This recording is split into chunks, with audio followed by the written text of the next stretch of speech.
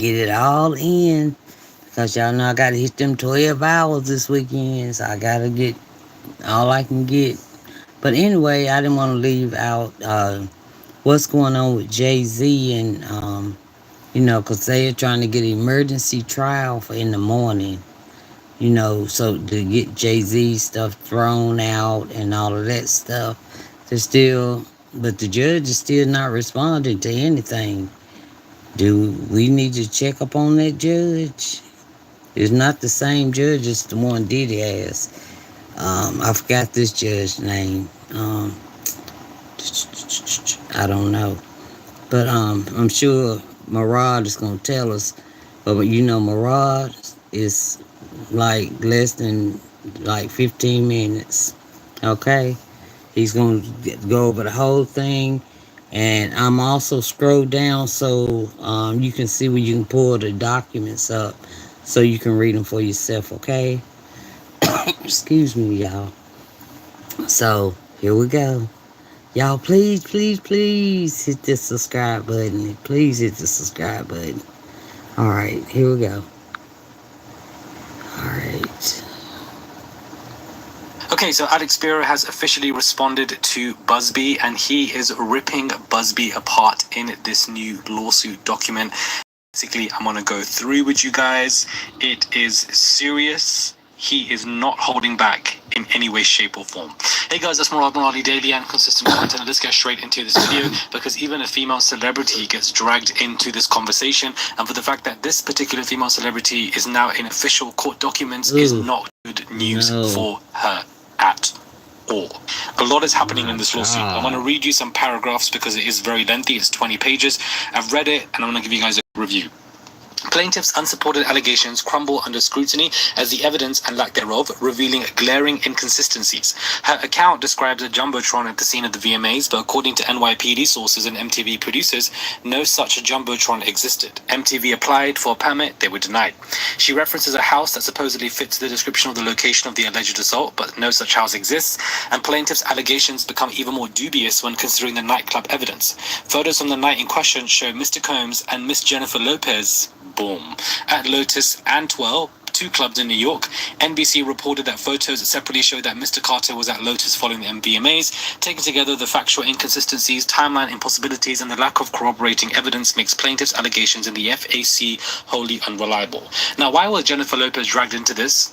Why did Alex Spiro drag her name? There was no need for her name to be listed in this conversation. Even more so that they are stating that Jennifer Lopez wears two different outfits, but that she is wearing similar accessories and jewelries.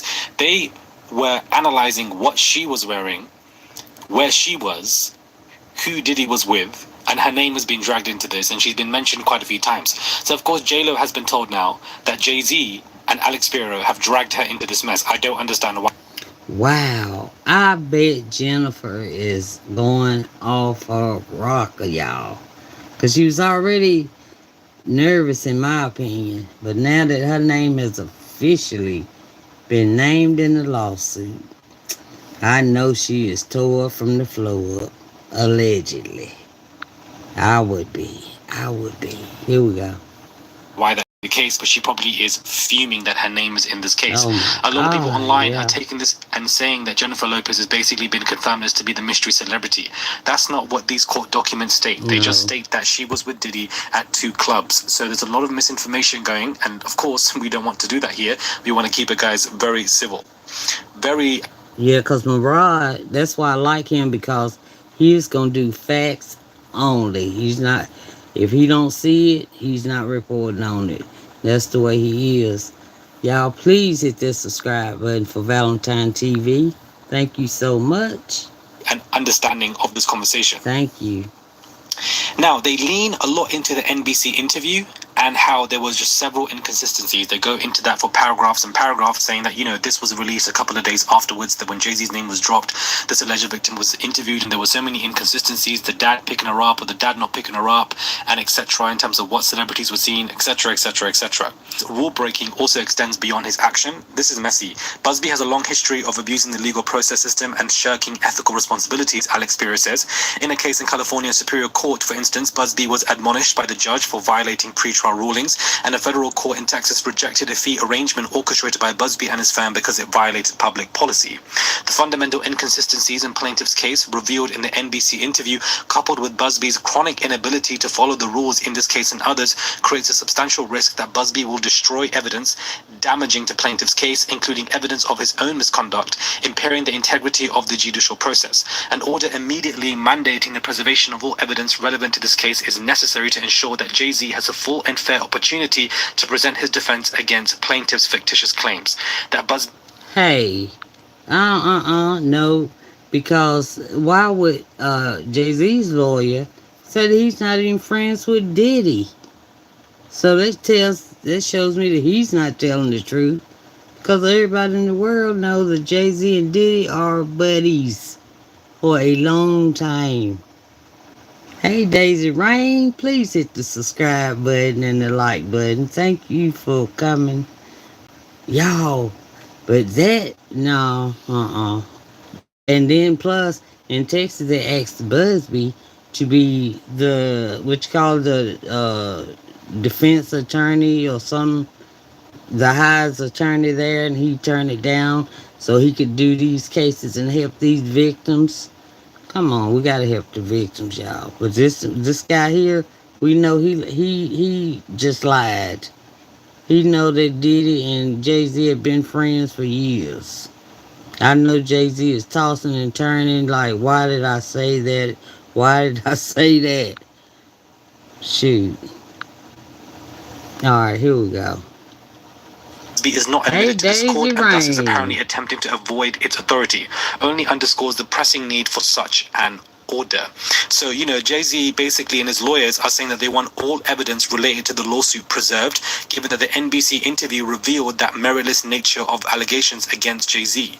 And they don't want any of that evidence to be destroyed by Busby and by in an effort to save Busby's reputation for the fact that he admitted that he did not vet this client and that he's going to put her under a polygraph test, is what they're all saying in this, document for layman terms. Just want to give it all to you guys in a few words.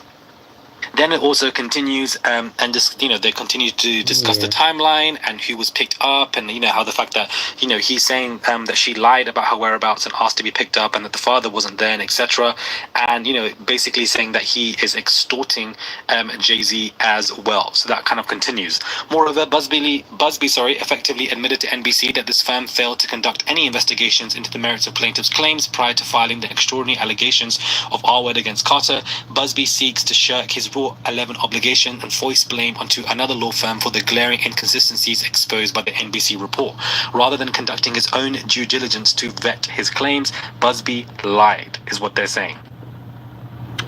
How can you, like I said, how can you say Busby lied, which he probably did, but, that's what you say. But in my opinion, you lied as far as Jay-Z and Diddy not being friends. That's straight up, that was a straight up one that the whole world knows about. Busby is like a Matlock. That's the way I see Busby. And I think he's creeping up. He has something in his pocket.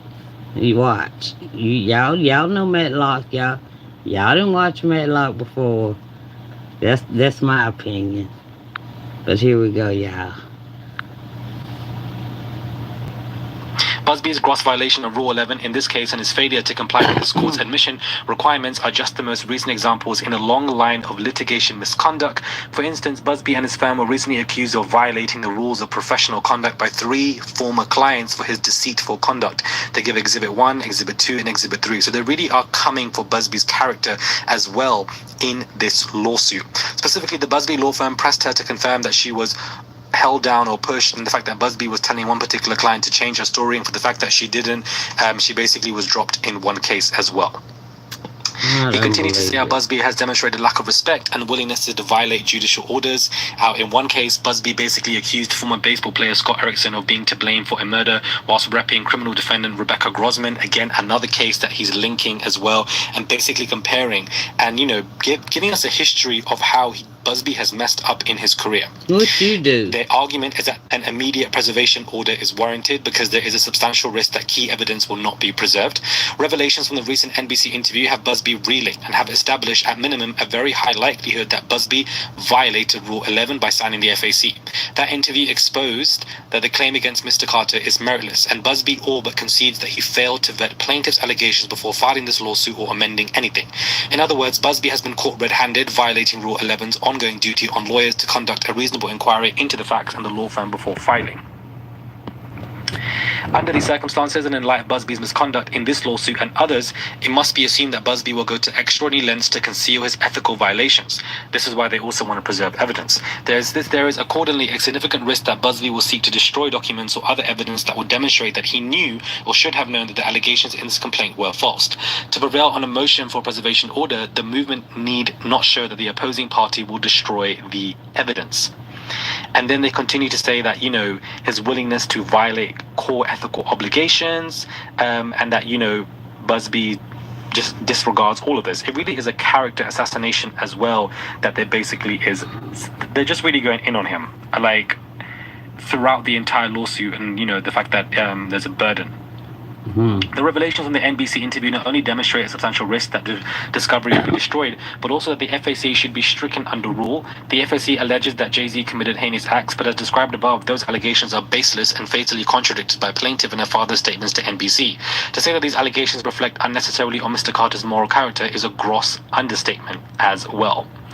For the reasons stated above, a preservation order is necessary to ensure that plaintiff and her counsel, Busby, and the Busby law firm preserve all evidence relevant to this case, and given that the NBC interview revealed the meritless nature of the allegations against Mr. Carter, the FAC should be stricken under rule. As such, Jay-Z respectfully requests that the court issue the attached proposed order to show cause, ordering Busby and his firm to show cause as to why a preservation order should not issue and why the FAC should not be stricken, and Mr. Carter dismissed from this action.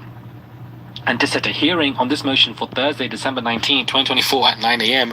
or as soon as thereafter as the court deems appropriate is basically what he is saying. So now they're also arguing, boldly, by the way, Alex Spiro is saying, requesting that the judge must hold an emergency hearing on his new request tomorrow morning at 9 a.m. is basically...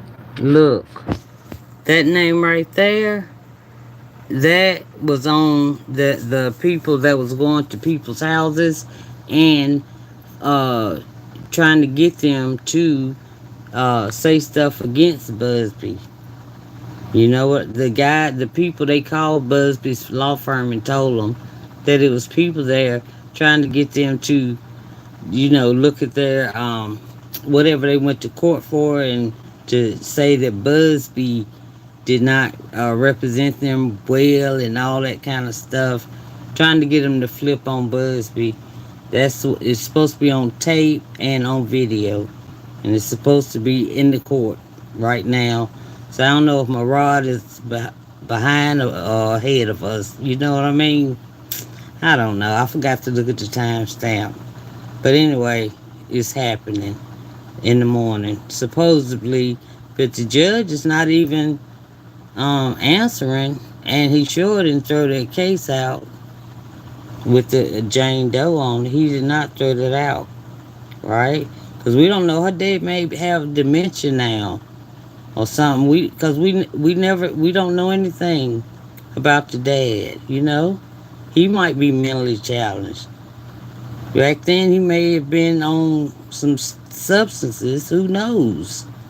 We haven't heard anything except that he doesn't remember doing that. He may have dementia. My dad had dementia. He may have dementia. You never know. You got to check this stuff. All right? Okay, but here we go. Sorry for the rant. Please subscribe to my channel. Thank you so much. I am 7 from 500. Now what he's saying. Now remember, Judge Torres has not yet responded to Alex Spiro's requests to shorten the waiting time to file a motion to strike claims from 21 days to 1 day filed on Friday. So for some reason, I don't understand why, Judge Torres has not responded. So a gist of this lawsuit is that they really are leaning into that NBC interview to discuss the inconsistencies. Now, of course, that definitely helps the case. But one would imagine that if that NBC interview was not made, what ammunition would Alex Spiro have?